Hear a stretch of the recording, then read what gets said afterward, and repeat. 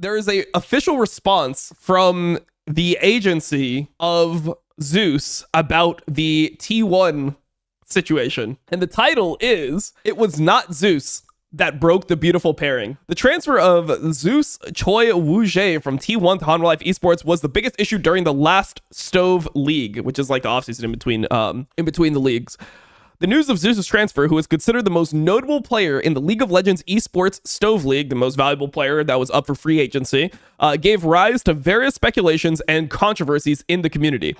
Afterwards, public opinion was formed that Zeus and his agency, The Play, did not sincerely negotiate a contract with T1, which led to the collapse of T1's dynasty. Some fans' downfall. T1's downfall. They mistyped here. This is translation error. They meant T1's downfall. Some fans expressed regret that Zeus should have had a beautiful farewell even if he left T1. T1 CEO Joe Marsh expressed his dissatisfaction with the agency through an AMA Ask Me Anything hosted by a Community FM Korea. In summary, he pointed out that the Play did not make a counteroffer during the negotiation process, prioritized financial gain over the player's long-term career development, and the agency apologized after the controversy over the contract issue. But it was not sincere. So they're saying that Joe Marsh lied. Recently, the Play CEO, Kang Byung-jun, which I think is like Gorilla's brother or something, stated, "After filing a complaint with the Esports Fair Trade Commission last November, we were waiting for confirmation and correction of the false facts. However, speculation about Zeus continues, and it is difficult, but we decided to do an interview. Zeus is not the one who broke the beautiful separation." CEO Kang Byung-jun emphasized both Zeus and his family want to resolve this injustice. Ooh, the Play negotiation fee is 0%. Agency The Play did not receive any commission for Zeus's contract. Ooh, okay. The contract confirms that Zeus and The Play have 0% commission. So this is because people were saying that the agents were the ones that negotiated the contract because they were trying to get a percentage of the contract. So what they're saying here is that they get paid in flat, or they get paid in a different way, and they don't make money from the contract. So they don't have the incentive to get the player the biggest contract possible at expense of the player. They want to do what's best for the player because they don't get a commission either way, so they want their player to be happy, right? That's like the idea, or what they're trying to portray here. In other words, no matter how much Zeus receives from this transfer, the Play does not receive a single penny as commission. T1 also knew that the Play did not receive any financial benefit from this negotiation. This contradicts CEO Joe Marsh's statement that they have a history of prioritizing financial gain over the best interests of the player. So the only way so now there is no financial gain versus the best interest of the player.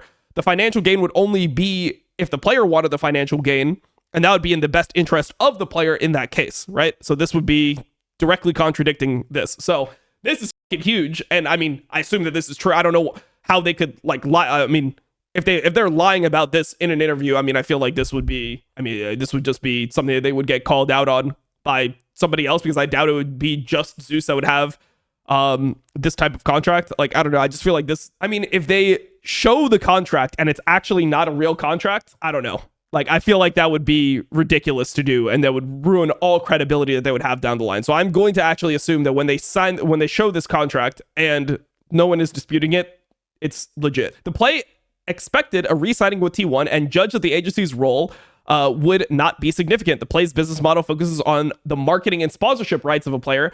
Oh, so this is how they make their money, not off the commission based on the contract. Investing in supporting their activities after they become famous and at the point of retirement. The reason for this negotiation with a 0% commission fee in this contract. So they don't need to sell contracts for commission in order to make money. They make money because players like Zeus are super famous, and they take a percentage of the sponsorship, and they also market the player, so that's what they're paid for. Okay, it's a crazy business model considering the West, because in the West, there's no marketability, so this would just be zero. Like, in the West, this shit is zero. Marketing and sponsorship rights of the player for like 99% of players. I mean, not 99, probably 90% plus of players, though. This would literally be zero. You'd make no money if you had this model in the West. Therefore, the argument is that the Play made Zeus sign with Hanwha Life Esports instead of T1 for financial gain is not convincing.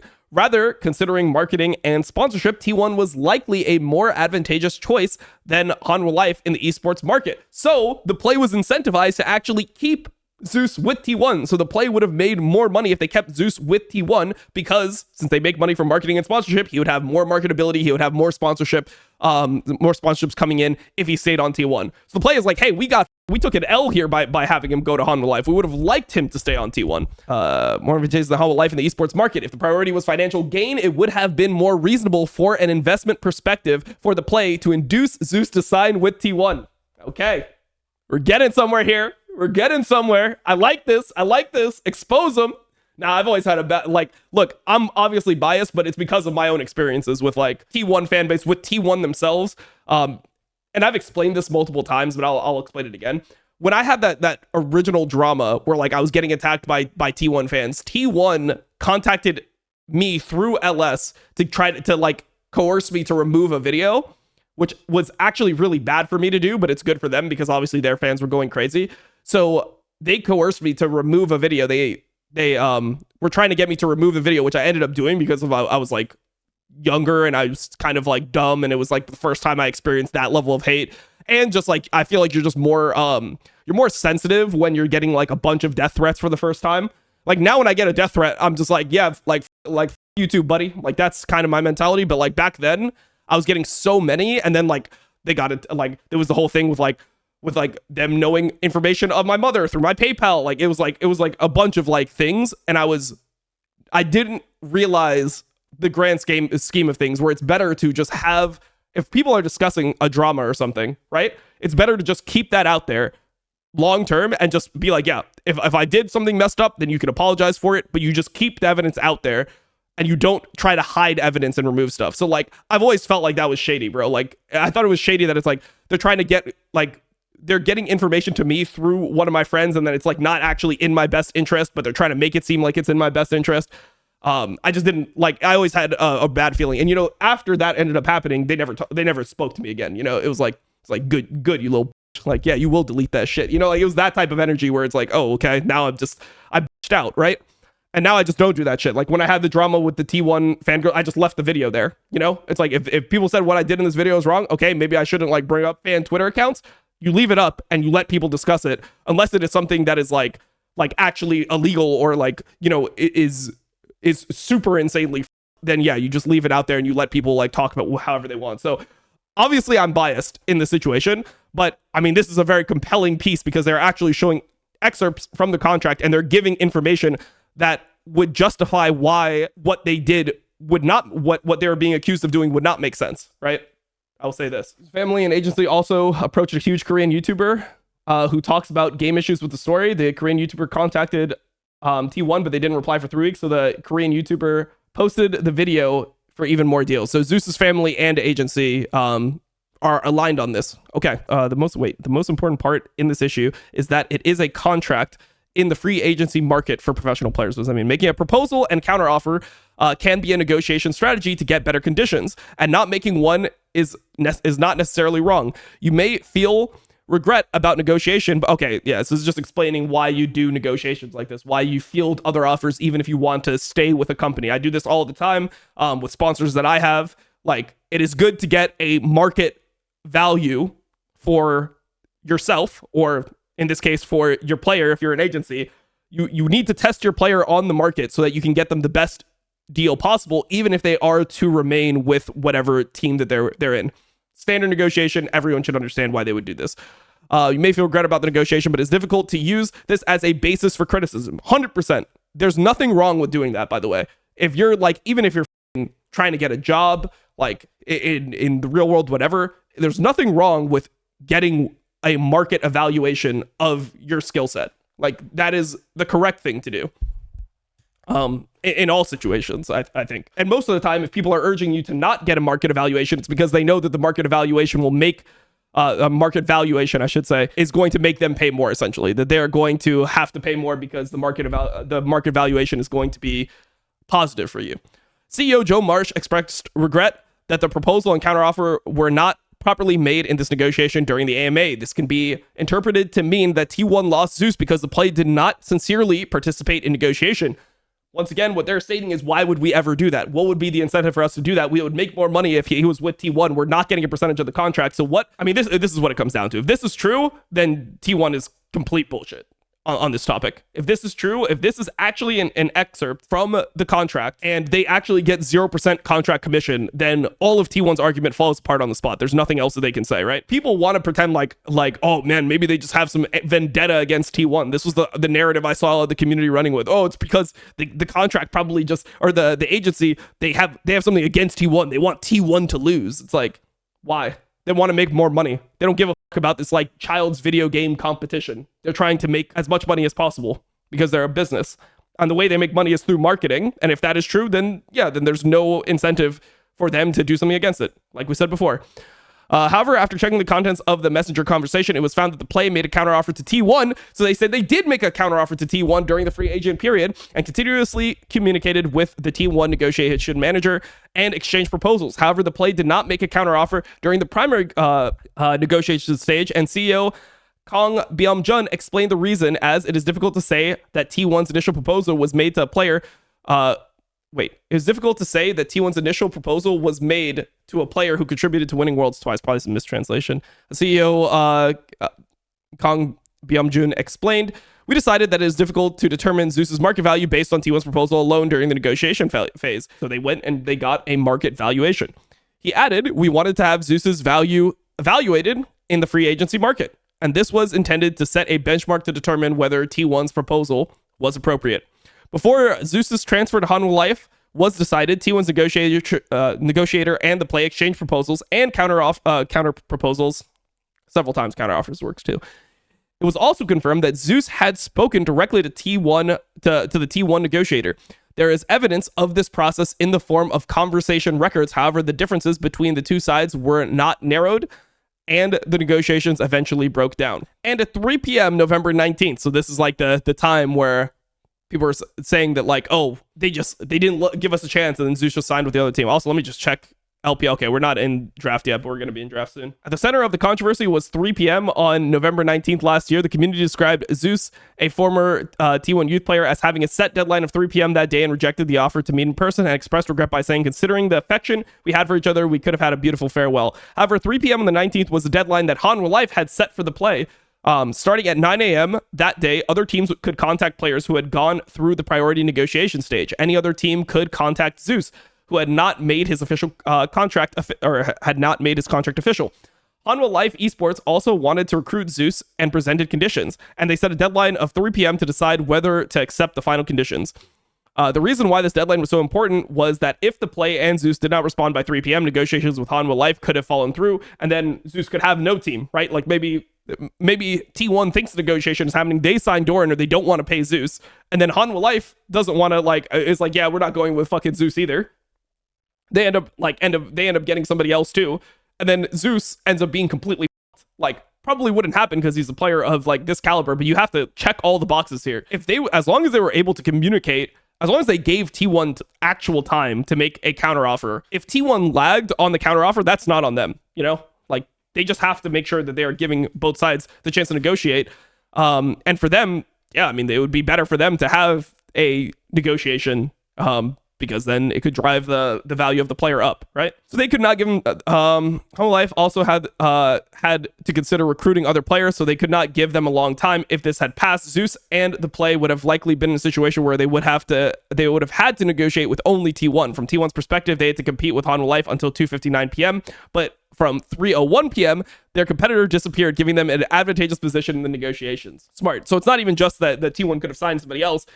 It's the other side of it, which is that T1 would be the only person left. Then if Hanwha Life re-signs Doran, then T1 can just talk to Zeus and just drive the value down, be like, hey, there's nowhere else for you to go, buddy. So you're either here or you're jobless. They probably wouldn't do it to that degree. They wouldn't make him jobless, but they would just use it to, get a number that's more favorable to them. And they would probably just throw in everything else. But your family and you are T1, so even though this number might not be as high as you want, like we'll be able to market you, you'll get money elsewhere, etc. Regarding the CEO, Kang Byung-jun stated, in fact, the T1 negotiator presented a final proposal in the form of a deadline first. According to the play, the T1 negotiator sent a message at 1:32 p.m. saying, "Final proposal, and I'm out of patience." You then. In other words, T1 had already presented a final proposal before 3 p.m., but they could not reach an agreement due to the differences in terms. Later at 2:35, so they f***ed around and they found out. That's what happened. T1 f***ed around with one of the best players in the world, and the best player in the world said, I don't need you guys to win, bro. I can win an international without you guys. I can win LCK without you guys. I don't need you guys. Like, you disrespect me, you f*** around, you find out. Later at 2:35 p.m., the T1 negotiator asked for an address and asked to meet in person. So the guy got pissy. The T1 negotiator got pissy, tried to hardball him, and then then an hour later, he just like released some stress somehow. Maybe he just like jerked off or something. He's just like, all right, let's get back to the Zeus world. What the f did I just say? Oh shit. Yo, you want to meet in person, guys? My bad. We still want you on the team. My bad. That wasn't me speaking. That was my ego. But the play mentioned Hanwha Life's deadline and requested an additional proposal over the phone. If the play and Zeus had accepted T1's request for face-to-face negotiations and waited, they would have had to negotiate with T1 after the deadline and Hanwha Life Esports, which would have put them in a more unfavorable situation. T1 had a case where they met in person and resolved the matter. Last year, an LPL team wanted Zeus and was close to signing the contract. At that time, T1's general manager Jung Ho Yoon and coach Kim Koma Jeong Gyun. I just gotta say Koma and just the other names, but this guy didn't have a name. Visited Zeus's house and personally persuaded him, and the contract with the LPL team fell through. The difference between the LPL team and Hanwha Life Esports cases is the presence or absence of a deadline for responses. The LPL team came close to signing a deal only with a verbal contract. With Hanwha Life, they had a set deadline. The deadline for a professional player's contract is not an issue that can be overlooked due to the relationship between the two. Nevertheless, Zeus asked Hanwha Life Esports for Hanwha Life Esports understanding and delayed the deadline by 30 minutes. In addition, the player had a direct phone call with T1 negotiator, and although the amount that the T1 negotiator proposed again was not higher than that of the other teams, Zeus wanted to stay with T1 if only the contract period was agreed upon. So Zeus was willing to play for less money if they just gave him a longer contract. But the T1 negotiator didn't want to give him a longer contract because it wouldn't align with the other players, right? And the whole idea from T1 here is they want all their players on this super team to be on the same contract length so that if one of them dips and the team is no longer going to be a championship winning team or have championship capabilities, they aren't just paying other players insane amounts where they don't have a chance of winning, which is kind of what's happening right now, where like T1 does have a chance of winning, but they have way lower chances of winning. And now like Guma's on an insane contract, and it's like, what, bro? Like Guma, Carrier, owner re-signed, Faker's on an insane contract. They have 4 insane contracts, but then like they don't actually have a high chance of winning. All right. Negotiations continued online until about 3:30, but in the end, they could not find an agreement due to differences in opinions on the contract period. CEO Kong Byung-jun never once presented the T1 negotiator with higher conditions than other teams during the contract negotiation period, and this was a reflection of Zeus's will to stay with T1, and he made it clear that he would sign with T1 if only the contract period was agreed upon. However, negotiations with T1 fell through because they could not reach an agreement in the end. CEO Kong Byung-jun also said the T1 negotiator and COO An Woong Ki, who came later, and Zeus. Wait. Okay, this is just bad grammar. And Zeus ended up supporting each other's decisions. Okay. The who came later. It makes sense. I guess it's grammatically fine. It's just a little bit weird how it sounds. In summary, it seems that Zeus wanted to stay in T1. As a T1 youth player, he showed his will to continue to play as the team's top laner, but he decided that he received an unconvincing offer from T1 during the preferential negotiation period. After that, he was transferred to Hanwha Life Esports after being evaluated for market value. The fact that the play apologized to T1 is also controversial. It has been confirmed that the play sent a long message to T1 started with, "I'm so sorry." However, this was not an official response to the controversy, but rather that the play sent rather a message that the play sent to T1 at the request of the player's father for a beautiful ending. So they're just trying to be nice. Also, I mean, they're probably going to have to work with T1 at some point in the future, and they want to make sure that this doesn't completely kill their relationship. At the time, they're hoping that they could get past this, but yeah, looks like Big Daddy T1, you can't cross them. Play's apology seems to have been intended to clear up misunderstandings and maintain the relationship between the player, the agency, and T1. This is merely an expression of common courtesy. Yep. And the play did not admit that this was their fault. This is somewhat different from the meaning of the apology that CEO Joe Marsh perceived. So Joe Marsh made it seem like they were apologizing for doing shady shit in the negotiation, but really they were just they're like, "I'm sorry this didn't work out." It's like saying sorry at the end of like a breakup or something. you know? Ultimately, the core of the controversy lies in what T1's unconvincing offer was. CEO Kang Byung-jun expressed a cautious stance on this, saying, "I cannot disclose it due to the confidentiality clause," but also said, "If T1 agrees, I'm willing to disclose not only the initial proposal, but also all negotiation contents and process." CEO Kang Byung-jun emphasized, "Players are still suffering the damage due to groundless, malicious rumors related to tampering," because they were just mad of what happened. And these rumors are causing not only damage to the player's reputation, but also mental stress. Rather than continuously responding, I thought that only providing accurate information was the way to protect the players. So I was waiting for the Esports Fair Trade Commission's response. So they got clear from the Esports Fair Trade Commission to go public with this, and that's why they went public with all this information. It's a good article. It is a good article, and I think there's a lot of like information there, and I think the way that they explained it makes a lot of sense. I do think it is like, it's solid.